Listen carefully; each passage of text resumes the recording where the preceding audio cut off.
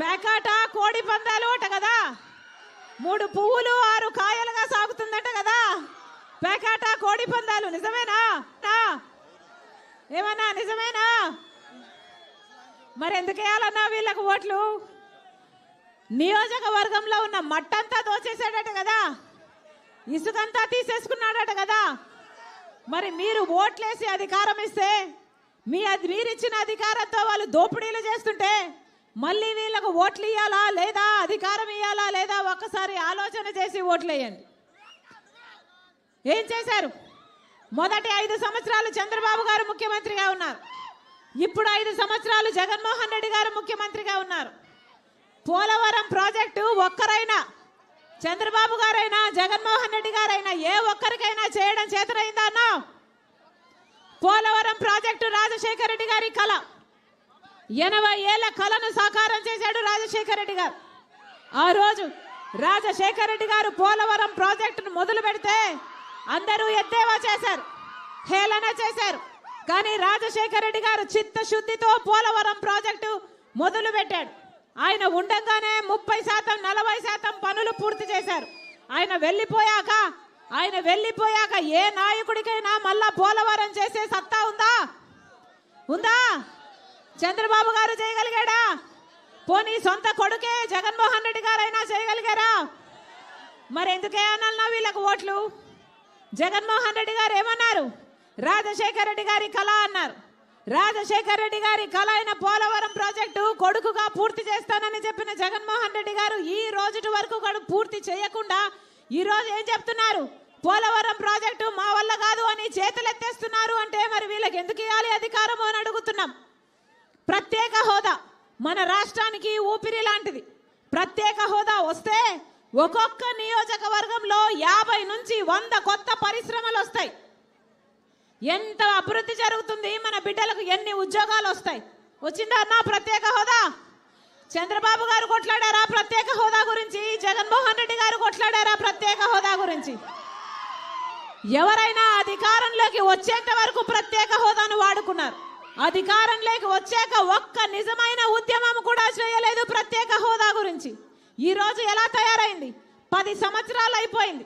ఈ రోజు ఒక పక్క పాలక పక్షం, ఒక పక్క ప్రతిపక్షం. అసలు ప్రత్యేక హోదా ఊసే లేకుండా చేశారు కదా. ప్రత్యేక హోదా అన్న పదమే లేకుండా చేశారే. ఈ రోజు రాజశేఖర రెడ్డి బిడ్డ రాజకీయాల్లోకి వచ్చింది, ఆంధ్ర రాష్ట్ర రాజకీయాల్లోకి వచ్చింది అంటే ఎందుకు వచ్చిందన్నా? ఏదో పదవులు అనుభవించడానికి కాదు, ముఖ్యమంత్రి హోదా తీసుకోవడానికి కాదు. ఎందుకంటే ఇక్కడ కనీసం ప్రత్యేక హోదా గురించి కొట్లాడే ఒక గొంతే లేకుండా పోయిందని రాజశేఖర రెడ్డి బిడ్డ వచ్చింది. అవును, తెలంగాణ నాకు మెట్టినిల్లే, కానీ ఆంధ్ర రాష్ట్రం నాకు పుడా. మరి ఆంధ్ర రాష్ట్ర బిడ్డలకు ఇంత అన్యాయం జరుగుతుంటే ఒక పక్క పాలక పక్షమైన, ఒక పక్క ప్రతిపక్షమైన అసలు మన బిడ్డల భవిష్యత్తు గురించి ఆలోచన చేయకుండా ఇద్దరు మొత్తం బీజేపీ పార్టీకి గులాంగిరి చేస్తుంటే మరి మన బిడ్డల కోసం కొట్లాడేది ఎవరు? అందుకే రాజశేఖర రెడ్డి బిడ్డ కాంగ్రెస్ పార్టీలో చేరింది. ఎందుకంటే ఒక కాంగ్రెస్ పార్టీ మాత్రమే 10 సంవత్సరాల ప్రత్యేక హోదా ఇస్తామని చెప్పిన ఏకైక నాయకుడు రాహుల్ గాంధీ గారు. కాబట్టి అన్నా, పక్క రాష్ట్రాలన్నిటికీ రాజధానీలు ఉన్నాయి, మనకుందా? రాజధాని ఉందా? ఏం చెప్పాడు చంద్రబాబు గారు? అమరావతి కడతానన్నాడు, సింగపూర్ను చేస్తానన్నాడు, 3D గ్రాఫిక్స్ లో సినిమా చూపించాడు. ఆఖరికి అమరావతి కాస్త భ్రమరావతి అయిపోయింది. ఉందా? వచ్చిందా అమరావతి? జగన్మోహన్ రెడ్డి గారు ఒక్కటి సరిపోదు అన్నాడు, 3 రాజధానీలు అన్నారు. పోనీ 3 ఒకటైనా వచ్చిందా? వాషింగ్టన్ డీసీని మళ్ళీ తలపిస్తానన్నాడు, వచ్చిందా అన్నా? మరి ఎందుకేయాలన్నా వీళ్ళకు ఓట్లు?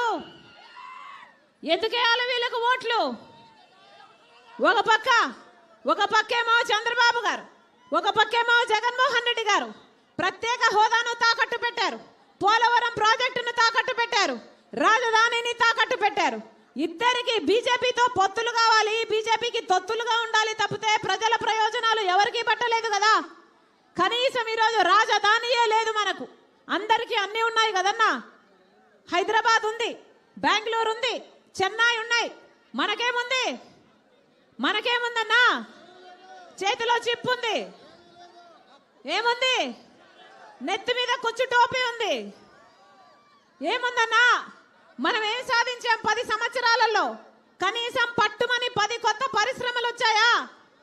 ఒక్క అడుగైనా అభివృద్ధిలో ముందుకేసామా? మన బిడ్డలకు ఉద్యోగాలు వస్తున్నాయా? ఆఖరికి కూలీ నాలి చేసుకుని బిడ్డల్ని చదివిస్తే 10,000 రూపాయలకు 8,000 రూపాయలకు చిన్న చిన్న ఉద్యోగాలు చేసుకుంటున్నారే మన బిడ్డలు. ఆఖరికి ఎలా తయారవుతుందంటే మన బిడ్డలంతా ఉద్యోగాల కోసం వలసపోతే అసలు మన యువతే లేని రాష్ట్రంగా తయారైతుంది ఆంధ్ర రాష్ట్రం. ఇదేనా కావాల్సింది మనకు? మన కథ ఏమిటి, మన భవిష్యత్ ఏమిటి ఒక్కసారి ఆలోచన చేయండి. రాజశేఖర రెడ్డి గారు రైతులను ఎలా చూసుకున్నాడన్నా? రైతుని నెత్తిన పెట్టుకోలేదా రాజశేఖర రెడ్డి గారు? రుణమాఫీ చేయలేదా రాజశేఖర రెడ్డి గారు? ఇన్పుట్ సబ్సిడీ, డ్రిప్ మీద సబ్సిడీ, యంత్రాల మీద సబ్సిడీ ఎన్ని ఇచ్చాడు రాజశేఖర రెడ్డి గారు? పంట నష్టపోతే అద్భుతంగా పంట నష్టపరిహారం ఇచ్చాడు. మరి ఇప్పుడు ఎట్లా ఉన్నారు రైతులు? అసలు మన రాష్ట్రంలో అప్పు లేని రైతు లేడన్నా. ఈరోజు మొత్తం రాష్ట్రం తిరుగుతున్నాం.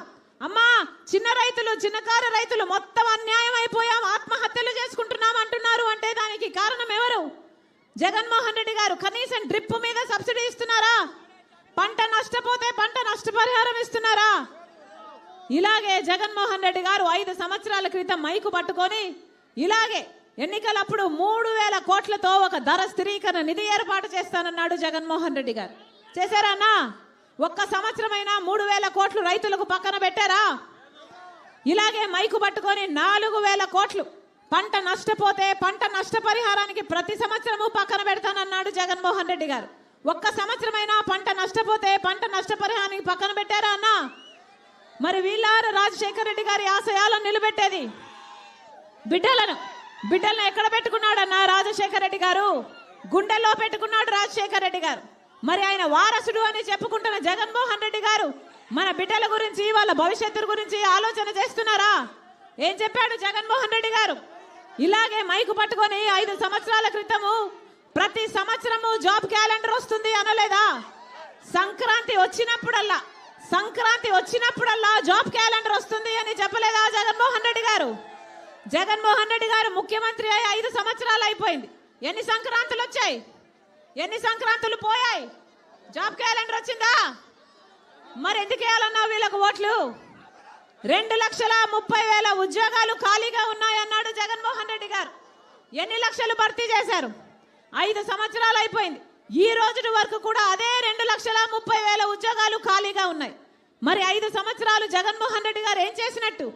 గుడ్డి గుర్రాలకు పళ్ళు తోమేరా? ఏం చేశారన్నా? మళ్ళీ ఎందుకు వేయాలి వీళ్ళకు ఓట్లు? ఇదే జగన్మోహన్ రెడ్డి గారు ఇలాగే మైకు పట్టుకొని ఆ రోజు 5 సంవత్సరాల క్రితం 23,000 టీచర్ ఉద్యోగాలు ఖాళీగా ఉన్నాయి అన్నారు. మేము అధికారంలోకి వస్తే 6 నెలల్లో భర్తీ చేస్తామన్నారు. ఆ రోజు చంద్రబాబు గారిని తిట్టిపోసాడు చంద్రబాబు గారు. సిగ్గులేదా? 7,000కే ఉద్యోగ నోటిఫికేషన్లు ఇస్తున్నావు అన్నారు. మరి ఈ రోజు 5 సంవత్సరాలు అయిపోయింది, ఇంకా 23,000 టీచర్ ఉద్యోగాలు ఈ రోజు వరకు ఖాళీగానే ఉన్నాయి.